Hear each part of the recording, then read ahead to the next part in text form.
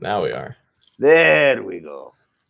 What's going on, So Hoodie? neither John nor I really know how a show works when Daddy wasn't here. But You're just a doctor, you're not a producer. I know. And really, I've been mooching off of you guys. But I guess what we should do is talk about the draft, because I would say that, John, would you agree that basically you can divide Bengals history between two eras, pre-2020 draft and post-2020 draft, and we are now in the post-2020 draft era. Is that fair to say? I'd agree with that. The first 52 years were just like the prehistoric era. It's before running water existed, and before history was even being recorded.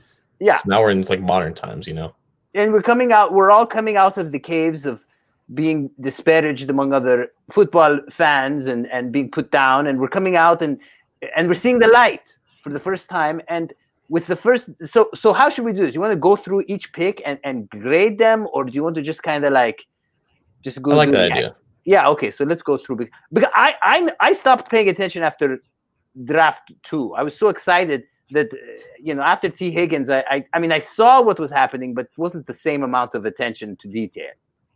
I get that. Yeah. Let's start with the guy on my shirt. Let's start with the guy on your shirt, Mr. Joe Burrow, the savior. He's called by some the chosen one, by others he is called the awaited man, and I'm excited really. I've never been more excited, not in the past maybe 20 years, to have someone on this team. I don't remember exactly how I felt when they drafted Palmer in 2003. I was only like 7, or not even. I was only 6 years old at the time. I still wasn't really like a full-time Bengals fan. I was just still figuring out what football was. Right. But I imagine to some people who were my age at that time, this is kind of how that feels. I talked to my friend who's a big Colts fan, and I said, "This is how you felt when the Colts drafted Andrew Luck," and he said, "Yeah." And it just it felt surreal in a way, where it's like we knew it was going to happen all throughout the winter, despite what everybody was trying to say and the narratives that kept being brought up. But we knew that this was the conclusion that they were going to go to. There was no way they were going to take a trade offer from the Miami Dolphins to give up the chance to draft the one guy that can take them to the one place that they'd never been before. Right. I mean, especially when your head coach is a former QB coach, he knows what's up. I agree. I mean, it's really a monumental time in the history of Bengals fandom, and I like how you compared it to Palmer. When did Palmer go? What was he? 2003, first overall. Wow. Yeah. Wow. Well, yeah. I mean, I felt the same way. I got to say, you were spared. The universe spared you from the whole Achilles Smith debacle. But a long time ago, we had, I don't know if he was first in the draft or what, but there was this whole Achilles Smith thing. But, that was a different time. People really didn't, I mean, there was a theory about quarterbacking that just was flawed. And that's what brought Achilles Smith to the Bengals. And it was really a devastating failure as a QB, as a first round drafted QB. But now, what do you call it? The statistics guys, the analytics guys, it's not the same kind of game. It's not like they're going on hunchy munchy here. I mean, Joe Burrow is the real deal. You can't deny it. I mean, we've seen so much from him. So there's the excitement, in other words, is substantiated. Would you agree with that, John? I mean, this really is the real deal. Yeah, because you still have flaws in the evaluation of the quarterback position. That's why you have the Packers trading up for Jordan Love. That's why you have Justin Herbert going 6th overall to the Chargers. Like you said, Burrow fits everything that you look for in taking a quarterback 1st overall. He fits the production, he fits the tape, he fits the intangibles, everything that you want in a quarterback that you take there. He has that. He has the potential to be something special. He might not have the production in college to be maybe one of the very best quarterbacks in the league. I think comparing him to Mahomes or Rodgers in that way is kind of unfair, especially to Tom Brady, even though he has similar mental characteristics to Brady and I guess Manning, if you want to go there. And that's just weird because we don't normally do that with quarterback prospects. We don't compare them to the very best in the game in ways like that. That's just uncommon. With Burrow, it's really the first time it's almost applicable, and it's very odd to say that, but I do believe that that most of the hype is warranted, and he's going to be a good quarterback presumably for a while, as long as he remains healthy. And if I may, I mean, like one thing that I noticed immediately after the draft is that he had a sense of humility, which I really liked. I mean, he really put things in his like, okay, now I have to work. That's always been the case, you know? Yeah. Like he's had that mentality for his entire life. He didn't have any major offers. He didn't get the offer from Nebraska like he wanted to. That's where his family went. The only major offer that he got was Ohio State, and that came really late in the recruiting process. And when he went to Ohio State, he couldn't get the starting job because he broke his hand when he was competing with Dwayne Haskins. He went down to Louisiana after graduating 3 years to Ohio State, and took over from there. And when they modernized their game to build around him, that's when everything kind of blew up. So this was the culmination of a process and a demeanor that was years in the making. This is who Joe Burrow always is, and throughout this entire process, he didn't change. He wasn't phased. You didn't see any setbacks in the way that he handled this, and that's exactly what the Bengals wanted to see. Yeah, because that's the kind of QB that's going to grow. That's the kind of QB who doesn't think, oh, I've already got all the stuff. I'm thinking of a certain Baker Mayfield type figure who really talked the talk, but when it came to doing the walk, let's be honest with our Browns watchers here. I'm sorry, guys. I mean, he did not do the walk. I mean, he's not all that he was cracked up to be. But this is a guy who's going to think. He's going to think, and he's very cerebral, and he's going to keep working until he gets it right. And John, shall we then move to the wide receiver pick in the draft two, because round 2 of the draft, because that was kind of a surprise. I was surprised that T. Higgins made it to round 2. You remember we talked about him on the show. Oh, we didn't give a grade. I forgot to give a grade. So I was going to interrupt you before we moved on to do that. So what do you want to grade it as? Because I don't know. Neither of us is comfortable being in this daddy-o-less position here. So my grade is actually an A plus.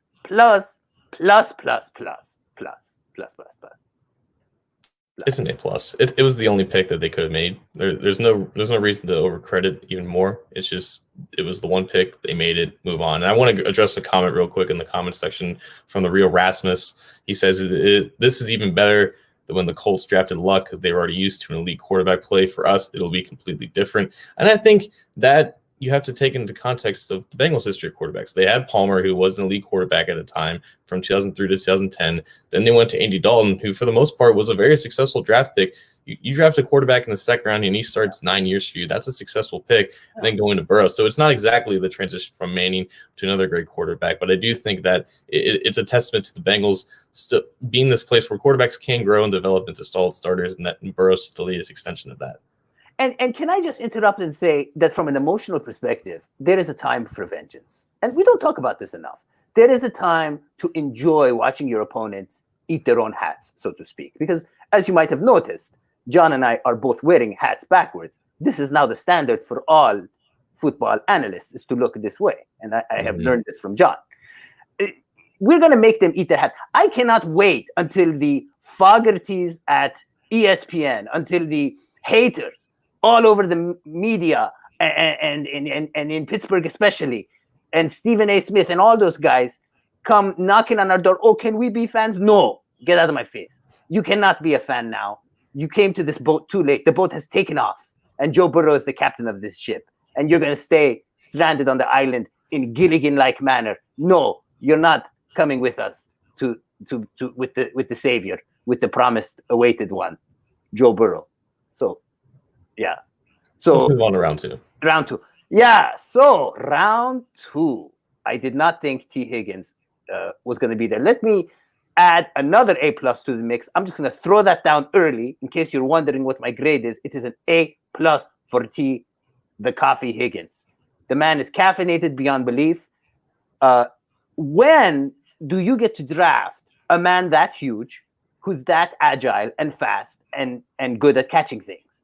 The man is perfect.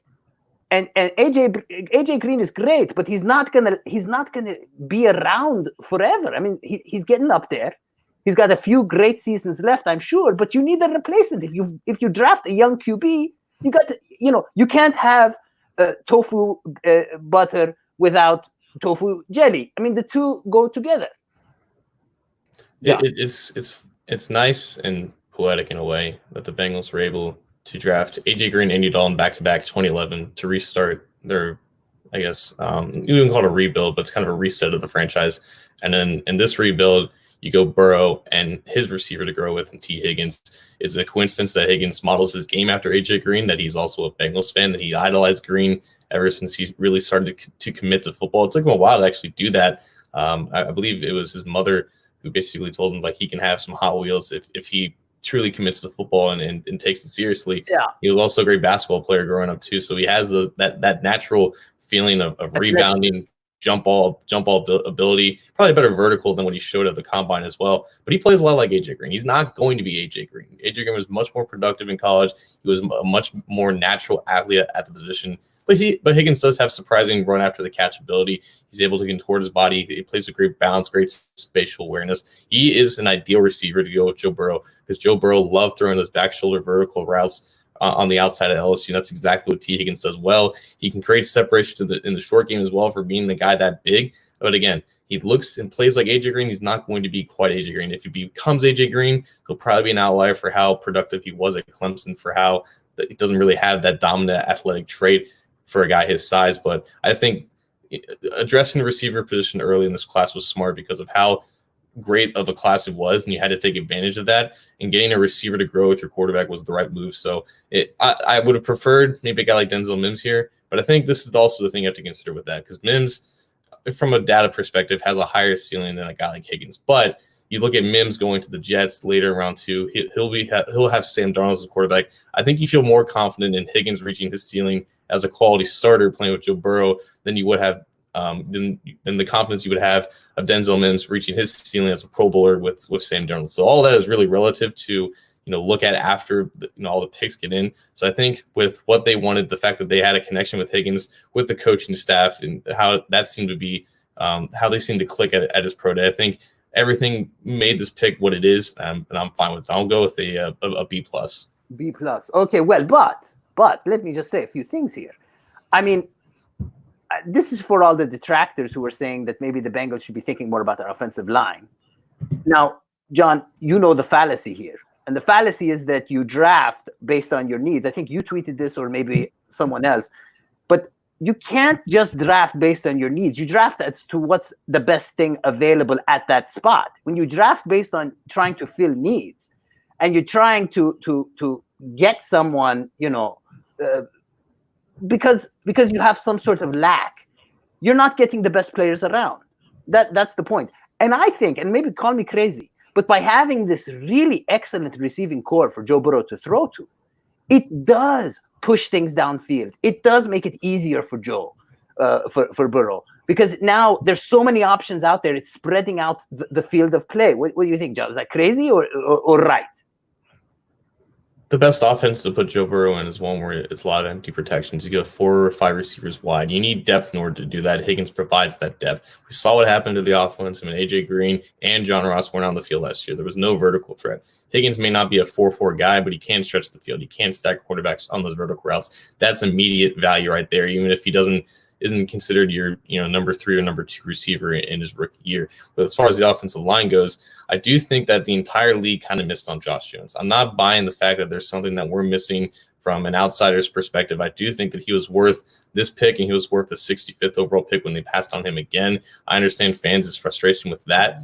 But again, I think Burrow is a quarterback that you're confident that he can handle pressure in his face better than a guy like Andy Dalton. But again, the Jones thing does kind of frustrate me, and the fact that they didn't go offensive line, I'm not buying all the coaches' words with there, but I do like the direction they went with. If they didn't go offensive line, get your wide receiver to go with your quarterback. Get a wide receiver that works well with your quarterback. Higgins is a fine pick. Yeah, I agree. So, and one last thing about the Higgins thing: shame on ESPN for pointing out his mother's drug problem right away. I mean, talk about not classy. And by the way, who hasn't had the drug problem? I mean, caffeine is a drug. I had this, magical mushroom stage in the 80s that I documented in my in the book that I wrote. Maybe you've read it, maybe you've not. Waiting for mushrooms. And anyways, I just want to say that it was not classy, not cool. We didn't appreciate that being something you mentioned when the guy's getting, all these accolades and whatnot. Yeah, that was my 2 cents on the topic. Higgins handled it well, though. I think he addressed it on Twitter. So he did. He addressed it nicely. Let's go ahead and move on to round 3. Let's go to round 3. John? Logan Wilson was the pick at linebacker. He was someone that they were really interested throughout this entire process. I believe before everybody self-isolated and self-quarantined, he was able to come to Cincinnati and talk with the Bengals in person. They talked with him they coached him, or they didn't coach him, but they talked to him down at the Senior Bowl. They saw him in person there, made a great impression with him as well. I think that they were looking for a true 3-down linebacker, even though they had all these reports and talks about getting a guy who can not only stand up and as an off-ball guy, but can also rush the passer. Wilson is more of the traditional guy. He's 6'2", 240 pounds, all-around great athletic guy. He's a team captain at Wyoming, a fifth-year player. He's actually, me and him share the same birthday, both July 8th, 1996. So he's going to turn 24 this upcoming year. So he is on, we're cancers. He is on the older side, and he did play at a small school. Those guys statistically have trouble becoming Pro Bowl players or high-quality players, but I do think he was productive enough at Wyoming. He tested athletic enough at the combine. He can carve out a solid starting career with the Bengals.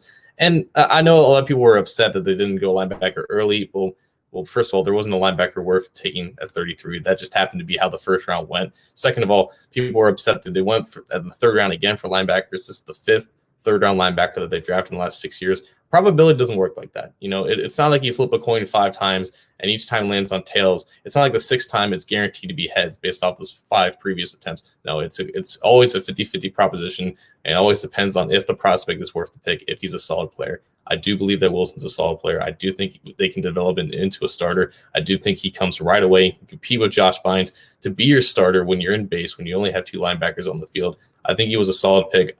I would have probably preferred to go Josh Jones here. I still don't know what happened with that evaluation, but again, if they went with another way, Wilson was a great alternative. Yeah, and I just add here a little more backing up John's discussion of him as a Cancer. Now, people don't know a lot about the Cancer sign. The Cancer sign is a water sign. A motherly type person is the Cancer. As you can see, John has that caring, warm, receptive to other people's feelings. I mean, you need that in the locker room. You need the love. And, you need, excuse me one second. Just get this. There we go. You need someone who's going to show the love. You need someone who's going to embrace others and be caring for them and flow. Go with the flow. Cancer Science got that. I give it an A+. I'll give it a B. I think the player is fine. The position is fine. Typically, the earlier you are in the draft, and the third round's kind of like the cutoff point at this point, where there's not a lot of high quality upside players left. I think one went right before Logan Wilson, Willie Gay, so he might have had a better chance of becoming a higher quality player, maybe even a Pro Bowler. So that type of career is probably not in the cards of Logan Wilson, but considering what they had at linebacker, considering what they just need because it's not that valuable of a position, if they get a solid start out of Logan Wilson, it'll be a good pick. I'll give it a B. B, yeah, B, and you B, me A+. So there you go. Yeah, so round 4. John? Akeem Davis-Gaither, they went back to linebacker to start round 4. This was a spot where I think a lot of people expected them to trade down, especially also they didn't trade out of 33, but they really tried to do that, but they couldn't end up getting an offer they wanted, so they stayed put and drafted Higgins. I'm not sure if they tried to do the same thing here, but the top of the 4th round is also a prime spot to trade down because it's the beginning of the 3rd day of the draft. You have a lot of time to talk with other teams who are picking also at the top of the order to see if you can move down. The Bengals did not, and at this point, it seemed like they were just going to draft at the top of each round and every single round. That's exactly what they did. But staring at their board as Saturday began the draft, Davis-Gaither was undoubtedly at the top of it or near the top of it, and he should have been. He was probably a day 2 prospect considering what he showed on the field, the fact that he's just a tiny ball of athleticism, which is just the anti-Bengals linebacker based off what we've seen the past decade. He's only 225 pounds. He didn't test the combine, but if he did, he probably would have ran the 4.5s, maybe even cracked in the 4.4s. He would have jumped very well. He would have done well in the agility drills. He is one of the best all-around athletic linebackers in this class, and he actually played more snaps at Appalachian State as an edge player than he did as a true off-ball linebacker. So he has versatility to him. He was actually a really productive pass rusher too. I don't see that translating into the NFL at his size and the fact that he doesn't exactly have, a great built-out frame to handle tackles on the edge. But I do think he gives him this opportunity to have an unidentifiable box player, a guy that you can have, standing up in a 2-point stance on the line of scrimmage, offenses don't know how to account for him. They don't know if they should put a blocker on him. They don't know if he's going to drop back into coverage, because he can do both. He's great in space. He has great instincts. I think he had 18 pass deflections in his college career. He breaks on the ball very nice. He has the speed to carry seam routes as an overhang defender. He fits a lot of what they need along with Wilson. He might not be the traditional 3-down linebacker that Wilson is, but in terms of just playing in space and being an athlete, he brings exactly what they need. The only issue here is the injuries. He has the same knee injury that Sony Michel had when he entered the league a couple years ago. They call it the bone on bone. You're a doctor, you know a little bit about that yourself. Right, so that might be an issue as well. He played through all of 2019 with a stress fracture, so that's the reason why he was here. If he didn't have any of these injuries, he probably would have been gone before the second round ended. So that's why they got the value here, and because they got that value, I'll give it an A-. Well, yeah, sorry, my phone just went off. I also give it a B+, A-. Why don't I go with A- as well? Why couldn't the Bengals pull off the trade that San Fran did for Trent Williams? John? That trade was a 3rd-round pick in next year's draft and a 5th-round pick in this year's draft. I believe that also the only reason San Francisco did that is because their starting left tackle, Joe Staley, is retiring. So Trent is going to play his natural position at left tackle. And he's also, for some reason, playing in a contract year. So the 49ers are not going to extend him there. I honestly believe that there was interest in trading for Trent Williams. I don't think the compensation aligned with what Washington wanted. I think the Bengals are probably trying to unload Dalton in that deal as well, and just doing whatever they can to get him off the books. Unfortunately, and hopefully not just cut him, right? Right. They're trying to get something back from him, and I don't think that talks ended up going well with him. The compensation, I think, fits for what Williams is. He's still an elite player, but he hasn't played in over a year, and he's looking for a new contract. So 49ers, who are in a win-now mode, they have a Super Bowl capable roster. They almost won the damn thing a couple months ago. Giving up a future 3rd and a 5th-round pick is good value for them. It's good return for Washington as well. It might be a little bit too rich, because I think if the Bengals, they didn't want to give up a lot of draft capital, they wanted to give up a player like Dalton. So for that deal, I'm glad the Bengals didn't take it, but also I think it's smart for San Francisco to do it. Yeah, and usually, honestly, I'm not as knowledgeable about defense as I am about offense. I would say this was obviously Anaromo's pick, and he did a really great job last year. And if it works in his system to have this kind of versatility, heck, why not? Go with it. John, I know this isn't on topic, but because you mentioned it, I'm a huge Aaron Rodgers fan. And it sounded like you were saying that the Green Bay Packers did not make a mistake. They did. They did make a mistake. Okay. Yeah. Yeah. Because that's what I was thinking. I was like, why'd you guys do that? Yeah. So you're not a Jordan Love guy either. No, and I just don't get it. Why wreck your relationship with Aaron Rodgers for that guy? I mean, like, if you're gonna do it for someone, who might actually be the next Aaron Rodgers. I just didn't really get the move. I mean, even from a psychological perspective, you're just putting Aaron Rodgers out there. Okay, I know it's a Bengals show, so I didn't want to do that, take it off topic. But, yeah, I was a bit bothered by that. Because I'm sure there were some Bengals fans out there that wanted a quarterback with higher upside than Joe Burrow, a higher physical upside. Right. And they see what the Packers did back in 2005, right? They had Brett Favre under contract for a couple more years. They brought in Aaron Rodgers, who slid in the 1st round. They drafted him, kept him on the bench for a couple years. The difference between Aaron Rodgers and Jordan Love as prospects, though, is that Aaron Rodgers produced like an all-pro quarterback in college. You may not remember it, but back in Cal, they faced extreme competition back in that day, and he had great production. Jordan Love did not. He produced like barely a starter. It was more the Josh Allen type realm than the Aaron Rodgers type realm. But also Rodgers developed a lot mechanically as a quarterback, and he became what he is now. And he visually and aesthetically, he looked nothing like he did at Cal than when he became in Green Bay. But that's the transition that Love has to make as well. But also he has to produce like a quarterback that he's never produced before, like he's never been able to produce like before. And that's the giant risk that Green Bay is taking, and they traded up for him. So that's the difference in that. Yeah, it was a very weird move. On the other hand, not to keep off topic, but the Dolphins going for Tua was brilliant. I know that some people. Yeah, I mean, some people thought the hip is going to be an issue, but man, that kid is so talented, and people never really get right the value of having a left-handed quarterback, which the Bengals experienced with Boomer Esiason. They don't realize what it does to a team. because the defense, it's not just about covering different sides of the field. The whole script is flipped. Everything is turned on its head. So even the way a left-handed quarterback scrambles is different from the way a right-handed quarterback scrambles. It's just like boxing. It's not. It makes everything different. So they don't understand. The left-handedness is also a factor. All the other stuff about Tua aside, great pick. I was surprised that I was happy that for the Dolphins that they went with him instead of Herbert, because I think he's a better pick than Herbert. But I just wanted to say that because QB is something I know something about. But okay, so next round, John, what do you say? Yeah, so they took Khalid, Kareem, the edge rusher from Notre Dame. Interestingly enough, 80 picks before Kareem went, his teammate Julian Okwara went to the Detroit.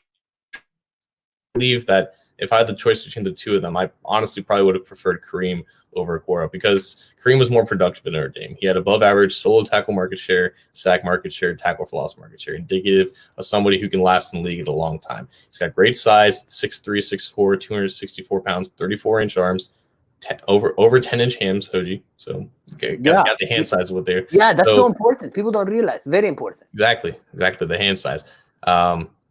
But he has a frame that can be filled out a little bit more, and I think that might be the Bengals' plan here because the reason why Kareem was here in the 5th is because he's just not an athlete. He's just not athletic enough to threaten the edge against offensive tackles in the NFL. He's not going to win with speed. He's not going to win with burst. Doesn't really have a lot of explosion to his game, but he knows what he's doing. He knows how to use his hands. He knows how to play with leverage. He keeps himself clean from tackles. He's a great run defender. He can kind of knife through gaps as well and on some stunts and whatnot. I think the plan here should be to bulk up Kareem as much as possible. You have a frame where you have almost 35-inch arms. Get him up to 275, 280 pounds. Use him as a 5-tech. Use him over the tackle. Get him into some B-gap rushes. Make him a better player for the type of athlete that he is. Don't make him into the speed rusher off the edge. I think that's more of what they needed than a guy like Kareem. But when you have Kareem, who's already technically, proficient with his hands and knows what he's doing, has good awareness of the football, I think you might as well just maximize what he can do, play him more inside, get him bulked up a little bit. In the 5th round, I think that's a fine risk to take with a guy who should be in the league for a long time. He can be kind of like a Wallace Gilberry. And if you had the choice to take Wallace Gilberry in the 5th round again with the Bengals, I think you would take that 10 times out of 10. Exactly. And, the reason I give this a B+ grade myself. Did you give it a grade, John? I would have given it a B. A B. I give it a B+. And the reason I do is that in the draft, you're always looking for deals. And actually, I wish Daddy were here because he's the master of the deal, of the art of the deal. And my thing is that I think that it is the 5th round. Keep that in mind. He's a good deal for the 5th round. And the reason he's a good deal is my understanding is he had this shoulder injury that kept him out of the Senior Bowl, and it caused him to slide a little bit. But he's young. The shoulder will heal. And as John said, he's young enough that he can bulk up, get that physicality, that, how shall we say, bigness, so to speak, that will make a difference, really. And with good coaching, he's someone who can play. And if you get that in the 5th round, good for you. Because the 5th round, you're lucky if you get guys who can actually play and contribute. It was at this point that I think we realized that the Bengals were just basically sticking to their board. They're not going to – at this point, they weren't going to reach for an offensive lineman. They're reach for any other maybe more pressing needs. Kareem probably should have gone somewhere in the 4th round based off where a lot of people had him. To get him here in the 5th round is good value, just like the rest of the draft up to this point. Yeah. Agreed. So let's move on to round 6. Shall we? At the top of that round, they took Hakeem Adeniji, the offensive tackle / guard from Kansas. He's got an interesting story. He originally wanted to enlist in the Air Force and play football there. They realized that he had a peanut allergy, and because of that, he couldn't serve, obviously, for whatever reason. Right. So late in the process of him going to college, he reached out to a connection that he had in the Kansas athletic department. They basically made him try out for a scholarship, and he got in right away, and from then on, he started 48 games for Kansas football. The thing about Kansas football is, though, it's awful. It's terrible. It's one of the worst programs in the league, or one of the worst programs in the country. He had 4 offensive line coaches in 4 years at Kansas. There's no continuity there. For a guy who's as explosive and athletic as he is, there's just not a lot of technique there, and that's understandable because he just had there was no continuity in his development. So that's understandable in the sense that on his tape, he's susceptible to giving up power, to exposing his chest, and that's something that you don't want to invest in early in the draft. But really explosive, one of the most explosive offensive linemen in this class. He fits the size thresholds that they look for at offensive tackle and offensive guard. And I think he has the versatility to play both. At the Senior Bowl, he was primarily a guard, primarily a right guard as well, and he played a little bit better there. He showed a lot more better tape there than he did at tackle at Kansas. I think guard is where he fits best. I think the Bengals will eventually realize that as well. But he has the experience to play tackle if they need, and I think that's what they were looking for. So fits the athleticism they want, fits the size that they want, has the experience, has the intellect that can handle things at an early age. I think it's unlikely for him to beat out somebody for a starting job this year, but quality depth that you want on the roster that can maybe develop into something more. This is the B+. Yeah, and I'm going with a B. Just a B, no plus. But question for John. Now, he's not the biggest guy in terms of offensive lineman. He's fast. He's versatile. He's not huge. Is that something that with some almond butter and lounging around the house, we could butter him up, bulk him up, get him to be bigger? Because Hodgie likes the big offensive lineman. That's just my thing. I just like him big. I think Whitworth was big, wasn't he? No, he was big. He's a big guy. I think they should be big. Can he get big? Would that help him? Or is that not a thing?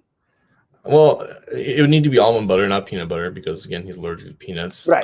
But I don't think the size is that big of a concern. 6'4", 302, you can get by that if you're athletic enough to to play in space and to be adapt in zone. And I think that's what they plan to use him for. 33.5-inch arms. It's not a giant frame to really max out. I think at this point he's as big as he should be. I don't think you want to sacrifice whatever athleticism. Don't pump him up so that you wouldn't want to sacrifice. Exactly. Like yeah. But let me ask you part two of that question, John. Because you are the offense. Like you're good at a lot of things, but the one thing that honestly, and I say this not to flatter you, the one thing that you've really impressed us all with is your analysis of offensive linemen and offensive lines. What's the Bengals' plan here? I mean, that's really the lingering question after the draft. So you take Hakeem here in a later round, fine. Maybe he starts, maybe he doesn't. But what's the bigger game plan for protecting Burrow and having that great season? What are they thinking? Because that's what I, as a offensive line civilian, so to speak, do not understand. Maybe you can give me a word of wisdom, which, by the way, Hakeem in Bengali means wise. I don't know if you know that. I looked that up. So Hakeem, wise, wisdom, John, you're on. What's the plan for They should have done more to build this offensive line. Yeah, they should have done more. It will look different than it did last year because you're getting Jonah Williams at left guard. You're having Michael Jordan start hopefully for the entirety of the season at left guard. You still have Trey Hopkins. There's your continuity there. You bring in a new guy in Xavier Su'a-Filo to start at right guard. And I think the hope is for Fred Johnson to beat out Bobby Hart at right tackle. And if that's your five, Williams, Jordan, Hopkins, Su'a-Filo, and Johnson, I think it has the potential to be about league average. But that's assuming that Jordan develops, that Williams doesn't miss a beat after being injured, that Su'a-Filo, is the player that the Cowboys last saw when he kind of revived his career a little bit. And that's assuming that Fred Johnson's development continues as well at a position that he didn't really play for the Bengals last year. He was primarily a left tackle in these significant snaps that he got. So it's based on hope. It's based on faith on the development of these young guys. It's not a great plan. I think they could have done more to address it in free agency and in the draft. But if everything does work, it has the potential to be something good. I just don't think they can count on everything clicking the way they wanted to. Yeah. We have a question. Hodgie, are you Bengali? No. I often get mistaken for it, though. I'm a big fan of Bengali culture and food. But no, I'm not Bengali. No, I'm sorry. Though I was saying Bengali because Bengals, Bengali, Hakeem. We have some great names that can be translated to other languages on this draft. Hakeem, Kareem, Akeem, Anyways. Round, what are we, 7 now? This is the final round. This is it? This was where everybody packed up their trunks and went home happy when they were a Bengals fan. And that last guy was Marcus Bailey, linebacker out of Purdue. A lot like last year when they drafted Rodney Anderson, the running back out of Oklahoma. He had multiple season-ending injuries at Oklahoma. It was the reason why he was available late in the draft. The same thing with Marcus Bailey. Marcus Bailey probably would have been a high second, third round pick had he not gotten injured again. He first injured I believe it was his left ACL in 2016 or 2015, his first year at Purdue. Then he injured the other ACL, the one that he didn't tear back in the day. He injured that in 2019. He missed his entire last year at Purdue. When he was healthy, in the 3 years that he started at Purdue, he was incredibly productive, just flying around all over the field. One of the best and most natural cover linebackers in this draft. He might end up being the best linebacker out of the three that they've drafted. Everything that he does, like, he's just a great all-around player. He's a great all-around athlete. He knows what he's doing. He reads his keys very well. He stays in his fits, and a guy you trust out to play in space. The problem is, guys like that, when they deal with multiple knee injuries, it typically lingers into their career. That's why he didn't get drafted in the first 6 rounds. But for the Bengals, for how much you need linebackers you can trust in space, this was a risk worth taking. It's worth of a B+ grade. Yeah. I am so indifferent to whoever you take in round 7, but I actually did like this pick, and let me tell you why. And I'm actually giving it an A- because you can't really find a lot in this final round of the draft. But the reason is because he's an Ohio boy, and I just want to comment on one thing here. Like with the T. Higgins pick, and with all the picks, you'll notice that there's an Ohio focus, and there's a focus on people who are fans of the Bengals. Now, I think what they're trying to do is to create, how shall we say, a vibe, a positive energy. And I love the fact that you have a young coach who's thinking about energy, positive energy. We call it mojo. And he's thinking about the mojo. And we haven't been thinking enough about the mojo. And I'm glad that we're thinking about the mojo. So, A-. So, all right. So, wait, you want to do the overall grade here? Overall grade, if you average all my grade, A. Okay, that's fair. The first video that was on this channel was 2016. We did the draft recap of that draft. This draft, in a way, reminds me of that draft where they had 7 picks. They didn't trade. They picked in the same spot in each round. It's obviously different when you're drafting a franchise quarterback and a receiver to go with them. So it has shades of that 2011 draft as well, which also had 7 picks when they're drafting in the first round. I feel like this draft can be the combination of both of them, and those 2 drafts are some of the best drafts that they had in the past decade. You're getting, obviously, Joe Burrow. Anything that comes after Joe Burrow is a plus. If he is the guy that you think he is, if he can be your Tony Romo with the brain of Tom Brady, that makes the draft. Everything else is just a cherry on top. The cherries on top in this scenario, though, are multiple starting linebackers. You have a receiver that can develop into an A.J. Green replacement down the road. And by the way, even if A.J. Green gets an extension, like a 3-year deal, you have him for 3 more years. You have T. Higgins for 3 years on his rookie contract. When Green moves on to greener pastures and retires or whatever, then you have Higgins entering the final year of his contract. You can get an extension on the cheap because he wasn't asked to be this starter, do-it-all guy. Then you have, a guy you can develop on the offensive line who has great athleticism in Adeniji. You have Khalid, Kareem, who can be just a solid rotational guy on the defense line that is going to be competent that if he gets on the field. He's not going to do anything that wows you, but he's going to do his job. Yeah. Those 7 picks, where they were, I think it fits whatever they had on their board really well. And obviously they got the quarterback. So this is a safe A- for me. Yeah. And I might back up what I was saying here about the A in just noting a few things. Why an A? Well, number one, Burrow. And I hate conspiracy theories, but I love conspiracy theories. I know John doesn't agree with this. I do think that the Bengals coaching staff convinced the ownership to tank this year. And the tanking was intentional, and it was intentional with someone like Burrow. At the time, you might remember, Herbert was on the table, Tua was on the table, Burrow rose to the top at the end of the season. I do think that this was all planned. And Burrow plus Higgins, for me, is enough to give it an A. Because the offense is going to be so strong. I do wish I understood what the plan is for the offensive line, but I think there is a plan. And the offensive line was better than the talent on the offensive line last year, which is okay. But that's my 2 cents. I think we can end happily, excited for a new season, hopefully virus-free, in the coming year. That's good enough for me. Oh, and don't forget to patronize us. Yeah. Yeah, that'd be nice. yeah. Which is Daddy's way of saying, commit to maybe 50 cents, 25 cents a month. Patreon.com/DH Sports. I think in episodes like this is why Daddy-O really needs like an apprentice, or he needs to like hold like a show that's like Yeah. like an Yeah, apprentice, he does. in case he misses shows like this, because we Yeah. really miss him. Yeah. It's really weird without him, man.